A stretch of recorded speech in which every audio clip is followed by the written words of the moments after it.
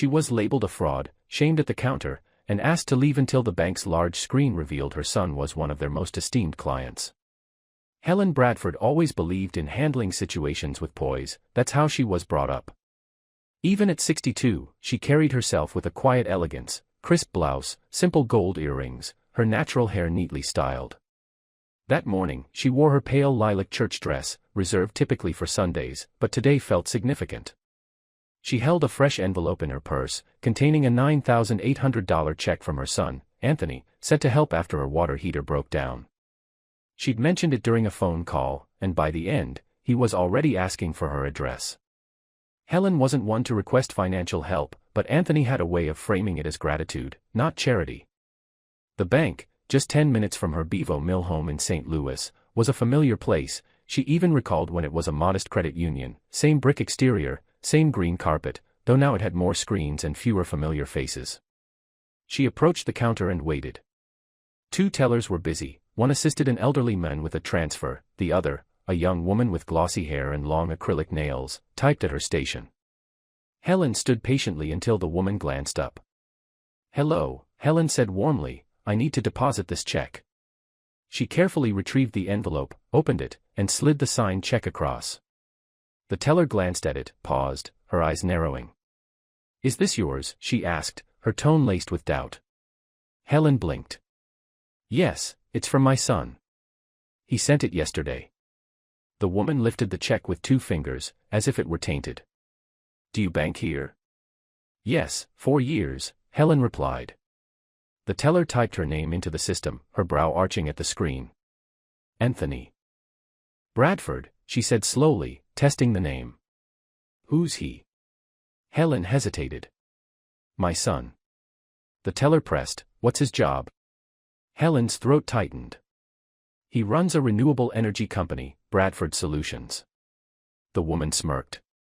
"This is almost $10,000. I'll need to verify it." Helen stayed calm. "You can call him. I have his number." But the teller didn't reach for the phone. Instead, she grabbed the check, fed it into the shredder beside her desk. The grinding noise was soft but piercing. Helen's jaw dropped. "Excuse me," she managed, stunned. The teller shrugged. "If it's real, he can send another. We don't accept suspicious checks, especially not for that amount." 2 people in line turned, one shaking his head. Helen's cheeks burned, but she didn't shout or curse. She stared at the shredder, as if it had devoured something precious. "I'd like to see the manager," she said quietly. The teller, unapologetic, waved to the next customer. "Next, please." Helen stepped back, hands shaking, and moved to the waiting area. She sat, hands trembling in her lap, refusing to cry. She hadn't wept publicly since her husband's funeral 15 years ago. The waiting area felt chilly, the cold seeping into her skin. A young couple nearby glanced at her, one with pity, the other with unease, but neither spoke.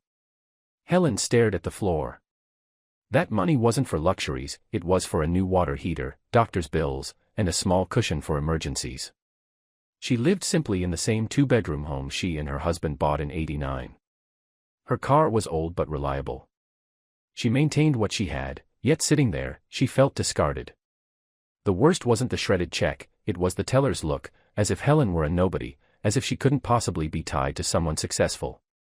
The teller, Danielle, laughed with another customer, oblivious to the pain she'd caused. A manager, a man in a sharp navy suit, eventually appeared, whispered to Danielle, and glanced at Helen but didn't approach. He retreated to his office, the door shutting. Helen gripped her purse tighter. A child nearby waved, her mother pulling her back gently, whispering, "Don't disturb her." Helen offered a faint smile, reminded of Anthony's soccer practices, cold bleachers, and coffee in plastic cups. She'd do it all again. Her gaze drifted, landing on the bank's digital screen by the entrance, cycling through local partnerships. Then, her heart stopped. There was Anthony, in a sleek suit, speaking at a city conference. The caption read, "Bradford Solutions CEO Anthony Bradford at the Gateway Economic Inclusion Summit, presented by First Guardian Bank." Helen sat straighter, blinking to confirm it was real. The slide changed, Anthony with the mayor, then his company's logo alongside the bank's. Two people nearby noticed, one gasping, "Is that the guy on the check?" Whispers spread. Danielle glanced at the screen, her eyes widening. The manager, Stephen Greer, rushed out, flustered. "Helen Bradford?" he asked, approaching her. She looked up slowly. "Yes. There's been a terrible mistake," he said urgently. "Can we talk in my office?" Danielle's face paled behind the counter. Helen stood, legs unsteady but spine straight. "I asked for a manager 30 minutes ago," she said, just loud enough. Greer winced. "I'm so sorry, please come with me." But it wasn't just about her anymore, the truth was undeniable. In Greer's office, she sat, hands crossed. "Are you sorry because of what happened or because my son's on your screen?" she asked. Greer flushed. "I'm embarrassed. That's not how we treat customers, especially long-time ones like you." Helen didn't reply. He shifted uncomfortably. "The teller, Danielle, is new. We'll take steps." "She shredded my check," Helen said evenly, without checking my ID or verifying. "She assumed I was lying." Greer looked down. "That check was for my son, who you've got all over this branch. I raised him alone, worked 3 jobs some years, and today, your employee treated me like garbage." Greer nodded. "You're right. That shouldn't have happened." Helen leaned back. "Imagine how she treats someone without a son on your screen." Greer swallowed hard. "We'll replace the funds immediately if your son confirms the amount." Helen interrupted, "I don't need you to fix the money. I need you to fix the thinking." Outside, the mood shifted. A customer mentioned the incident, another typed on his phone, shaking his head. Word spread fast. Greer's phone rang, corporate, already aware. He spoke quietly, glancing at Helen. "They'll reach out directly," he said after hanging up. Helen nodded. "Good. I'll tell my son." Greer stiffened. "We hope this doesn't affect our relationship with Mr. Bradford." Helen stood. "That depends." She walked out, the screen cycling back to Anthony's photo, his quote glowing, "We rise by lifting others, progress is for everyone, not just the privileged." Danielle was gone from her station. An older employee, Teresa Delgado, approached. "I'm sorry, Mrs. Bradford," she said. "That shouldn't have happened. Your son's doing great things. You raised a good man." Helen's eyes misted. "I tried." She drove home in a daze, but the next morning, Anthony was headed to the branch, and he wasn't coming quietly. The sun cast long shadows outside First Guardian. At 9 a.m., Anthony arrived in his Tesla, dressed in jeans and a navy windbreaker with his company's logo. No entourage, just him. The room tensed as he entered. Greer, waiting with 2 staffers, extended a hand. "Mr. Bradford, we're deeply sorry for how your mother was treated." Anthony didn't shake it. "Where's the teller who shredded the check?" Greer hesitated. "She's on leave, pending review." "Is that the same as fired?" Anthony asked. Greer glanced away. "Not yet, we follow protocol." Anthony's eyes narrowed. "So your protocol protects her job over my mother's dignity?" Customers watched, pretending not to listen. Anthony handed Greer a paper. "This lists every organization we partner with that banks here. If you want to keep those accounts, your corporate office needs to apologize publicly today." Greer took it, hands unsteady. "We'll get this to them." Anthony turned to the room. "Your staff doesn't need diversity training, they need basic respect." An older employee, Arthur, stood. "I'm ashamed of what happened. I'd be here if someone treated my daughter like that." Teresa added, "She didn't even check Helen's ID.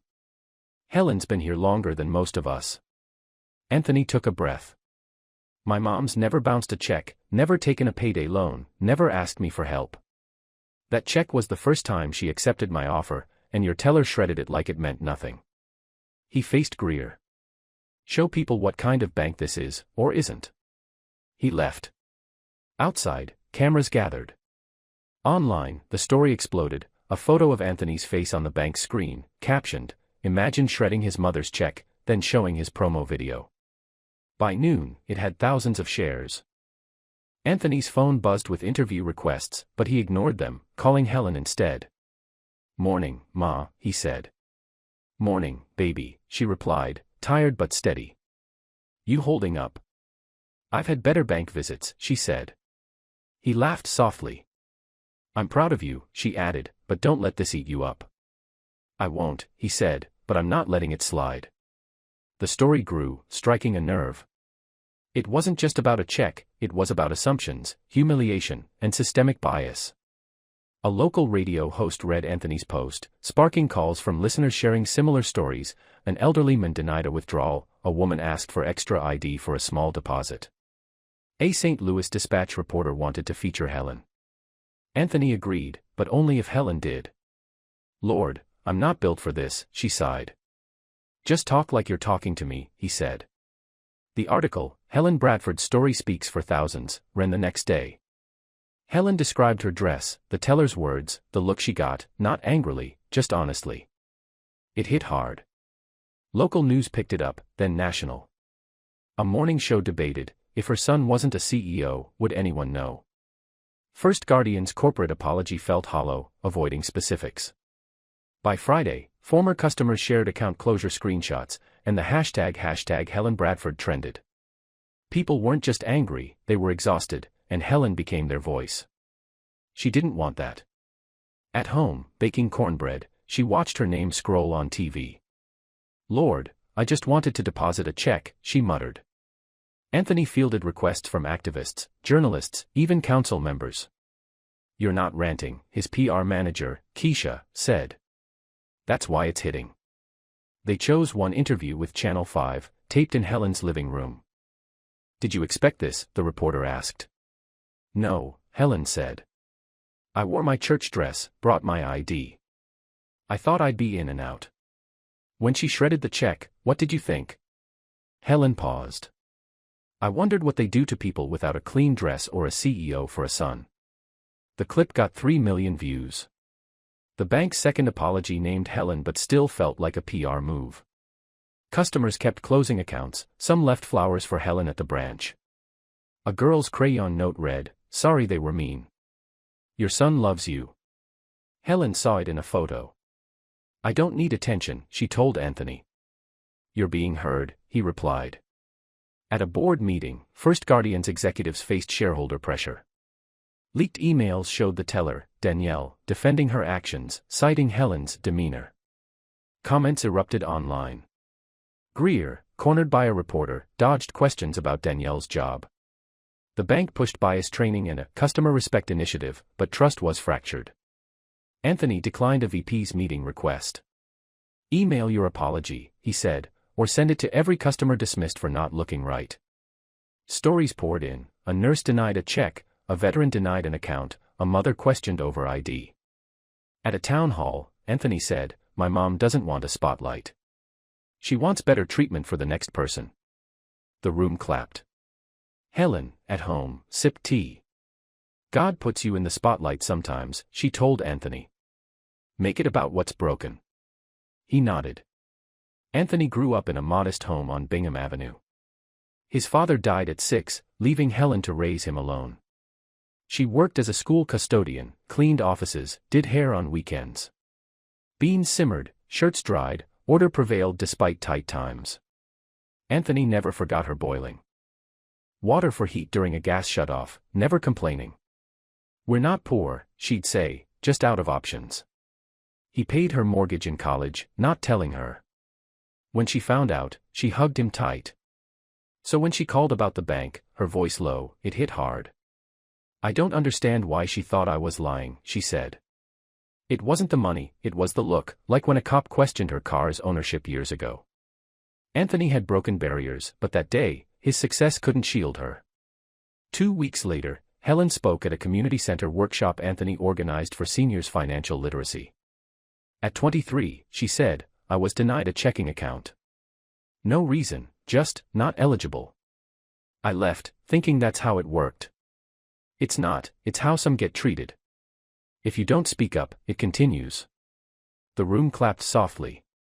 A volunteer said her grandma, wary of banks, might try again after Helen's words. Helen declined TV but joined a city initiative on banking bias. First Guardian saw a 14% drop in customers. Helen and Anthony started the Bradford Fund, aiding financial education and elder support from a small office above a barber shop. Helen worked part-time, folding letters, chatting. "You don't need to fight loud," she'd say, "just be right." Anthony spoke at schools and churches. "My mom didn't want special treatment, just normal."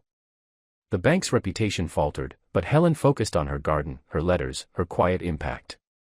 What began as a shredded check grew into a call for respect, proving change can start in ordinary moments, at a teller window, in a waiting room, with someone who just wants to be seen. If this resonates, share it, not just for Helen, but for every story like hers, maybe even